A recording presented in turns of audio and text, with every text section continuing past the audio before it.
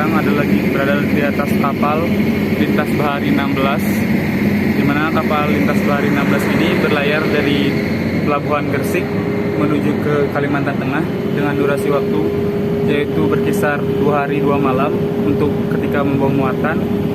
Dan untuk kondisi tidak membawa muatan sendiri, kapal ini dapat berlayar ke Kalimantan Tengah itu dengan durasi hanya 2 hari 1 malam. Kapal ini sendiri adalah kapal General Cargo yang membawa berbagai jenis muatan di dalamnya. Ini adalah kapal dari kapal.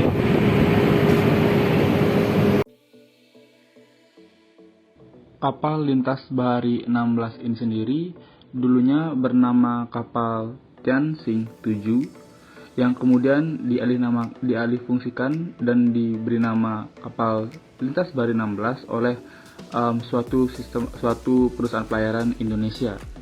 Kapal ini sendiri memiliki panjang 76 meter dengan lebar 12 meter dan dengan total muatan yaitu 1330 GT. Kapal ini sendiri yaitu memiliki draft atau syarat sebesar 5 meter untuk membawa muatannya, dimana bisa kita lihat di sini di bagian depan ini terdapat anchor kapal, dimana saat di pelabuhan anchor ini tidak diturunkan untuk menghindari bahaya yang dapat terjadi akibat adanya pipa-pipa di bawah air jika kita menurunkan anchor di pelabuhan. Dimana di sini sendiri ini ketika kapal dalam muatan kosong, dimana serat kapal hanya pada 1,4 meter saja. Pada kondisi ini sendiri kapal baru datang tadi malam dan dengan keadaan muatan kosong, dan kemudian di pelabuhan ini sendiri yaitu di Pelabuhan Umum Pelindo Gresik akan mendapatkan muatan-muatan yang akan dibawa ke Kalimantan Tengah. Nah, kapal ini sendiri itu tidak memiliki nomor IMO atau nomor IMO-nya tidak terdaftar, di mana hanya memiliki nomor MMSI yaitu 52 50 23 275, di mana nomor MMSI ini atau Maritime Mobile Service Identity adalah rangkaian 9 digit yang dikirim dalam bentuk digital melalui saluran frekuensi radio untuk mengidentifikasi stasiun radio kapal, stasiun bumi kapal, stasiun radio pantai, stasiun bumi pantai, dan panggilan grup secara unik. Setiap mode kapal memiliki nomor MMSI yang berbeda-beda karena dalam 9 digit nomor tersebut memiliki arti khusus dengan tujuan untuk mengidentifikasi dari masing-masing kapal. Oke, sekarang kita akan masuk ke kamar mesin dari kapal Lintas Bahari 16. Di sini kita lihat terdapat berbagai jenis part-part komponen pendukung kapal, seperti ada pompa, ada aux engine, ada kompresor-kompresor, tabung-tabung, dan indikator-indikator untuk penunjang-penunjangnya. Dimana untuk pada kamar mesin ini sendiri itu sebenarnya terlihat itu ada indikator untuk monitoring dari sistem yang dipakai. Ini adalah mesin utama atau main engine dari kapal Lintas Bahari 16 itu sendiri, di mana kapal ini sendiri memiliki tenaga 1300 HP dengan tipe mesin 6 silinder segaris dan mesin diesel tentunya, di mana mesin ini sendiri sudah saya katakan tadi menghasilkan daya sebesar 1300 HP dan memiliki merek Yanmar sebagai pembuatnya. Nah, ini adalah sistem exhausting dari kapal yang warna abu-abu tadi yang besar tadi, sistem pembuangan dari mesin kapal. Nah, ini yang abu-abu ini merupakan sistem exhausting dari kapal. Itu juga ada alat-alat atau tempat mekanik dari si operator dari pemesinan kapal di kapal. Nah, di sini ada berbagai jenis warna-warna pipa itu sendiri, di mana untuk pipa warna biru adalah pipa freshwater, yang warna kuning adalah untuk loop lubricating system.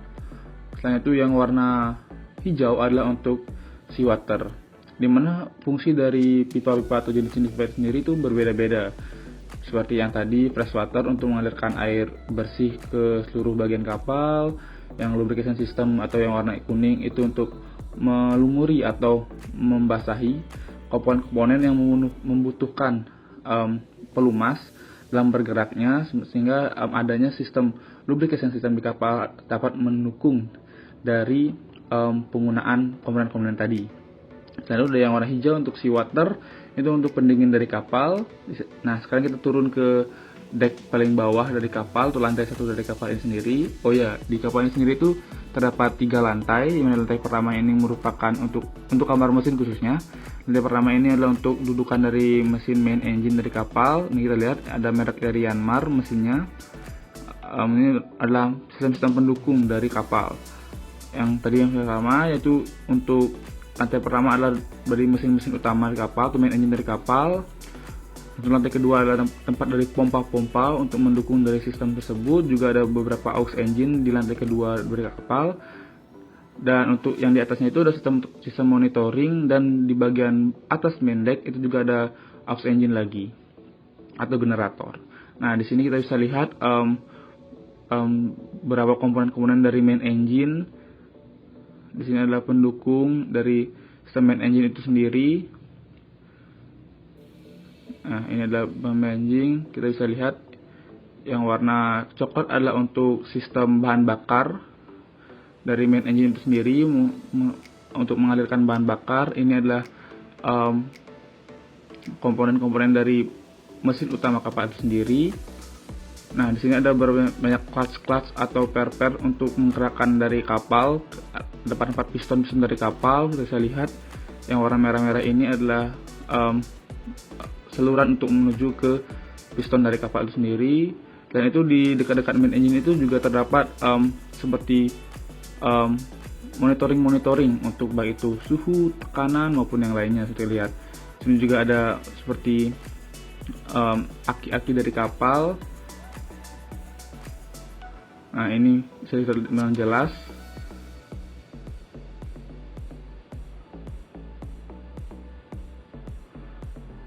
Nah, yang tadi untuk hijau-hijau itu sendiri itu adalah seawater.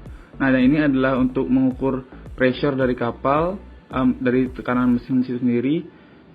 Nah, ini berwarna coklat untuk sistem bahan bakar, di mana sistem bahan bakar akan disalurkan. Kapal ini sendiri menggunakan sistem bahan bakar HFO, di mana untuk HFO sendiri itu memiliki sistem yang panjang dalam penyalurannya. Ya, yang hijau-hijau itu merupakan sistem dari seawater untuk pendinginan dari mesin atau main engine itu sendiri, di mana seawater sangat berfungsi sangat penting dalam pendinginan mesin, sehingga mesin tidak mengalami overheat. Nah, tadi untuk saya jelaskan kembali untuk yang HFO itu sendiri, di mana kapal ini menggunakan bahan bakar HFO atau heavy fuel oil, di mana untuk HFO itu sendiri memerlukan sistem pemanasan untuk bahan bakarnya dan filtering yang cukup baik sebelum bahan bakar tersebut dapat digunakan pada main engine. Nah, ini adalah salah satu pompa atau pompa sentrifugal yang tadi barusan warna hijau, merupakan pompa sentrifugal untuk menyalurkan seawater atau pendinginan. Nah, ini adalah bagian gearbox dari kapal, dimana tadi pompa seawater itu akan tersalurkan ke gearbox ini untuk pendinginan dari sistem. Nah, juga terdapat ada pipa yang berwarna kuning, yaitu berfungsi untuk lubricating system atau sistem lubricating dari sistem gearbox itu sendiri. Ini yang warna kuning untuk sistem lubricating, di mana pompa-pompa yang digunakan di kapal sendiri ada berbagai jenis, ada pompa sentrifugal maupun pompa displacement, tergantung pada fungsinya. Nah, ini untuk yang abu-abu adalah sistem exhausting dari kapal. Nah, bisa kita lihat.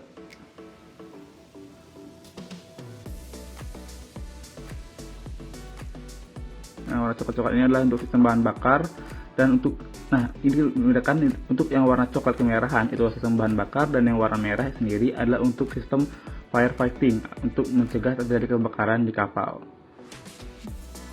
Nah, inilah sistem dari gearbox main engine-nya. Itu dari main engine akan dihubungkan langsung ke gearbox, dan kemudian gearbox akan menghubungkannya ke shaft, dan shaft akan diteruskan ke sistem steering. Ini yang sini akan terus masuk, ada tube atau poros dari kapal yang akan tembus ke belakang ke propeller kapal atau perporosan kapal. Ini adalah pompa yang tadi kita bisa lihat.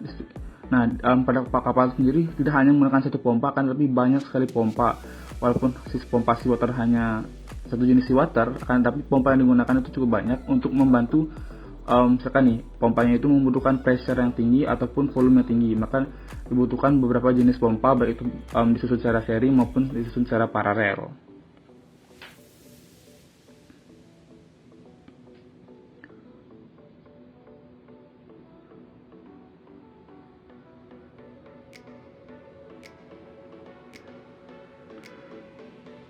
Bisa kita lihat di sini juga banyak sekali. Nah, di sini adalah sistem penunjangnya seperti ini bermerek Yanmar, dimana pada mesin ini sendiri itu terdapat analog yang berfungsi untuk memperlihatkan berapa tekanan atau pressure dari mesin, berapa volume yang mengalir dari sistem yang digunakan, dan sejenisnya. Juga terdapat panel-panel untuk mengatur atau daya yang dihasilkan itu kan perlu diatur. Nah, panel-panel tersebut juga berfungsi untuk mengatur daya-daya yang dihasilkan. Jika terjadi konsleting bisa diperbaiki dari panel-panel tersebut.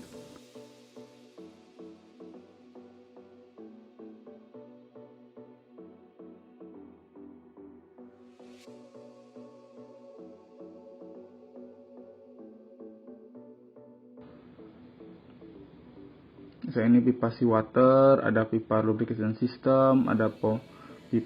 Nah, ini ada satu indikator di permesinan, itu berfungsi untuk mengukur tekanan dari tekanan dan atau pressure daripada setiap silinder. Di mana setiap silinder itu ada ininya. Itu seawater, lubrication system, fresh water. Pada kapal ada berbagai jenis. Oh ya, untuk kapal ini sendiri itu memiliki satu main engine atau mesin utamanya satu, dan terdapat 4 auxiliary engine, di mana 2 terdapat di kamar mesin dan 2 lagi terdapat di atas kapal, yaitu di dekat navigation deck.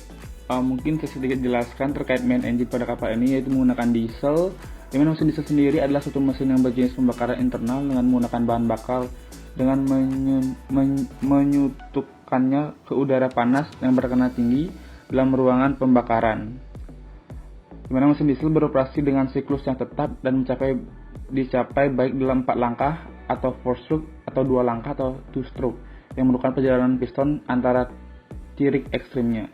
Dan pada kapal ini sendiri atau main engine-nya ini sendiri beroperasi dengan 4 langkah atau 4 stroke, dan sebagai tambahan mesin diesel tidak menggunakan busi melainkan menggunakan injektor. Ini banyak sekali ada indikator-indikator untuk mengetahui atau pressure gauge untuk mengetahui berapa sih tekanan maupun volume yang mengalir jenis-jenis itu dari setiap pipa-pipaan, karena kan kita harus mengetahui berapa sih loss yang terjadi antara satu pipa dengan pipa ke pipa lainnya, sehingga banyak terdapat indikator-indikator untuk mengetahui loss yang terjadi. Kembali untuk terkait bahan bakar ini yang menggunakan HFO sendiri, dimana HFO sendiri perlu dipanaskan terlebih dahulu sebelum masuk ke main engine. Setelah dipanaskan, kan HFO berupa bahan bakar yang kental, setelah dipanaskan akan sedikit mencair, kemudian akan dapat dipompa dengan pompa bahan bakar, yang kemudian dari pompa bahan bakar tersebut akan dialirkan ke filtering untuk memfilter dari bahan bakar sendiri, karena HFO itu bukan bahan bakar yang kotor, perlu difiltering terlebih dahulu sebelum dimasukkan ke sistem pembakaran dari main engine itu sendiri.